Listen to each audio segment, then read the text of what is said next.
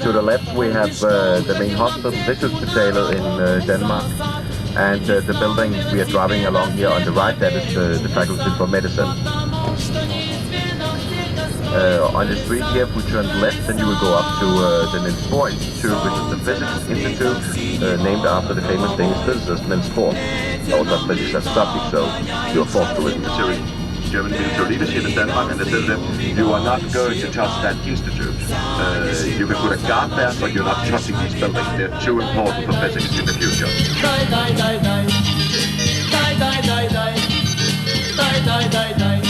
Essentially, it is primarily building the housing for workers. You have those relatively small flats in these buildings here. And now we'll pass the lake, which was originally the first part of the Copenhagen defense system. Until 1851, Copenhagen was still had fortress and had fortress wall around it, and then outside the fortress wall was these lakes we now are passing here.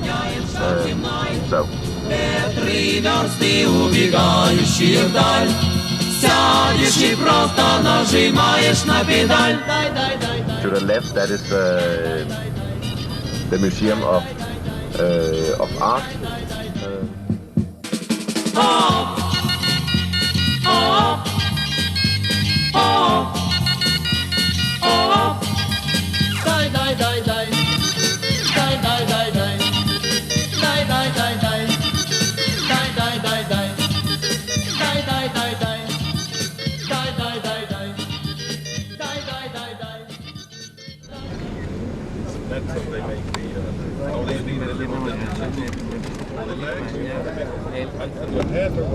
Church further up to the right, and we can see we are leaving bus number 1, but we come at second place.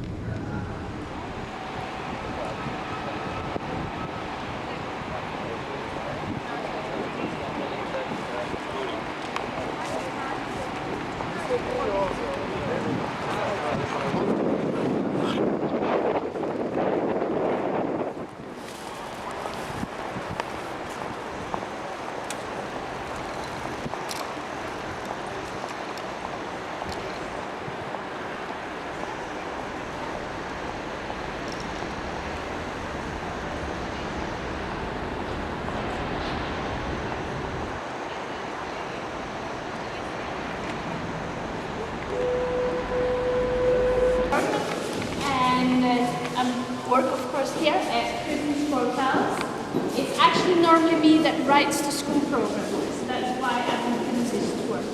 So, but it's mainly the younger years that I'll be concerned with. So, yeah, it's not that much high school level, but of course I'll try to help you as much as I can. And of course, please just ask questions. And if some of the Danish teachers has been here with their pupils, of course they can say something about how they use the tapestries as well. I'll start with just giving you a very, very short introduction to where we are. We are at Christiansborg Palace, and Christiansborg Palace is for things mostly thought about as where the parliament is. But Christiansborg Palace is an old residence for the royal family, and the royal family has been here for many hundred years. But in the 1700s, they moved over to Amalienborg, and from that time, Christiansborg Palace becomes more kind of an official palace. An official palace where you meet foreign guests, where we have big galas, and so on. So today, the Queen still uses the rooms that we're about to go upstairs in, but of course she doesn't live here. We call it a bit for her workplace instead. So that's kind of the main function. I won't talk that much about the royal reception rooms because this is a tapestry tour, but of course you are free to walk around in the rooms afterwards to look more at them yourselves, and again ask questions if you want to know more about what the rooms are used to.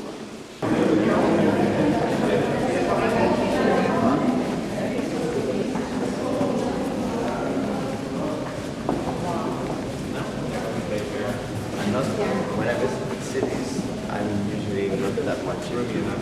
We're about to go into the Great Hall. It's very important that we stay together in a kind of like a tight group, because if not, it's impossible for you to hear what I'm saying, and if I have to raise my voice too much, it's impossible for the other group to hear what they're guys are saying. So just please try to stay tight together. Used by the Queen. It's used for the big state visits. It was used very recently for the Queen's birthday, the big gala dinner that she held in here. So it's still a palace very much in use. These tapestries here is the other thing that the Great Hall is very, very famous for. The tapestries were a birthday gift for the Queen when she turned 50 years old. And this birthday gift has something to do with the palace history as well. The palace that we stand in is a very new part of the palace. It's a part of the palace that was built in the 1900s. Previously there's been two big fires here at Christiansborg Palace. And then when they made a new palace, they didn't really have the money to decorate the rooms again. So they had borrowed some old tapestries from Rosenborg Palace, but it was always told that those tapestries would of course come back to Rosenborg Palace. But when the Queen was getting closer to 50 years, the old tapestries were still hanging, and it's said that it was a dinner where the Queen was, and somebody kind of said, what about those old tapestries? Shouldn't they soon go back to Rosenborg Palace? And then she said, and that was probably most as a joke, well, I could always wish for some new ones for my birthday. And that was of course a joke, because there's nobody that can make tapestries in Denmark like this. And they had to go to France to find somebody that could make them. But they actually went through with the project. Different companies in Denmark donated money towards the tapestries. And this is a really big prestige project as well. But it went so quickly because the artist, he made one sketch and sent it down to them immediately so that they could start while he was making the next sketch. And you would think he would start with the one that we just been at, because that's the start. But he didn't. He started with the Reformation instead. So he started in the middle of the series. So yeah, it shows that he's quite brave. Doing a lot of his building projects over this side, and again, instead of showing him as a great king that was able to build a lot, he's actually put him in as if he is as if he's about to build a tower of Babel. So he's trying to build his way all the way up to Rome. And then from the back, you can see two of the large buildings that he has built. They still stand in Copenhagen today. Take it in here. So that's kind of saying, fill in with your own history, or fill in with the rest. It's also a quote from an artist, like he quotes a lot of artists around in tapestries. This is a Danish artist called Købke that once wrote this on a white piece of paper and said it was a piece of art. So it's another provocative artist, as Bjørn Nørgaard is himself. From other countries, like we have the first moon landing in the air, maybe having one of the other tapestries, Columbus discovering America.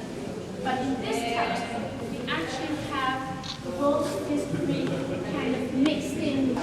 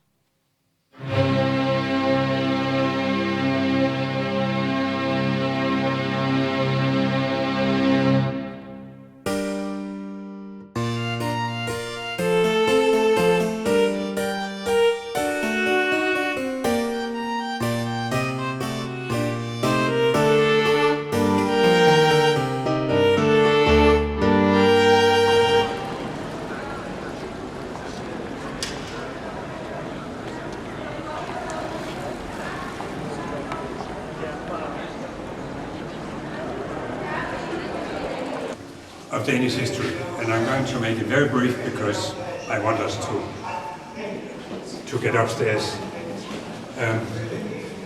Since 1660, Denmark was an absolute monarchy. Before that, Denmark was a feudal society, and we can see that upstairs later. In 1660, we had terrible defeats against Sweden. Sweden conquered the whole eastern part of the country, which is why Copenhagen now is not in the center of the country anymore. The most rich part of the country was